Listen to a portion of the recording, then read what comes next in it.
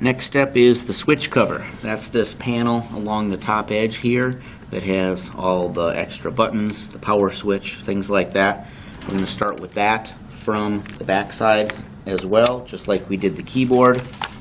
When we removed the battery, we made visible a couple of small flat-headed screws here. We're going to take those two screws out. They're very short. They're actually shorter than they are wide. You can see how small they actually are there. But they're necessary to hold that cover in place.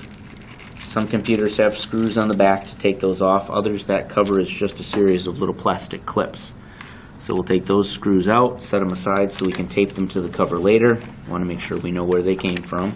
I'm going to turn the machine back over and open it up.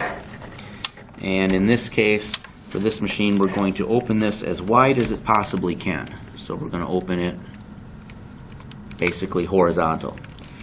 And then we're going to work with this side of it. The cover itself is in with some pretty difficult to remove plastic clips sometimes.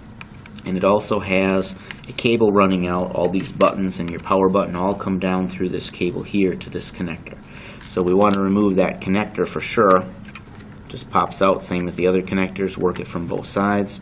And then we need to work with popping this loose. Part of this panel is also these curved areas that go up and over the hinges to cover the metal hinges underneath for aesthetic purposes. So you want to make sure when you're working with that we don't tilt that or tip that too much, because those are easy to snap off. Flat blade screwdriver is usually a pretty good start. There are 4 points along the front of this panel that your manual shows where you're supposed to put a screwdriver in, twist it slightly to pop it loose. I find it a little bit easier if we start at the edge over here. We can put a screwdriver in there, gently pop that up, and then we can get a fingernail underneath that, and then we can work our way along this edge and unclip with just a little twist of the screwdriver here and there, and you'll see that whole thing comes up.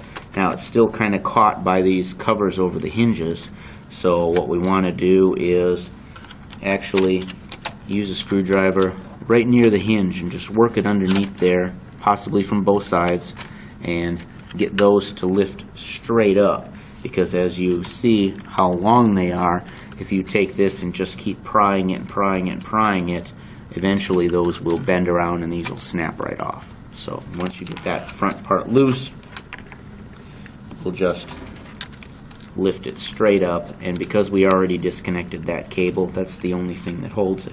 Here you can see the circuit board that manages all the buttons, and this black piece right here is actually the spring-loaded button, and the button for the on and off is actually down here inside this hole on the motherboard. So you can see the cabling that comes off there. Set that piece aside.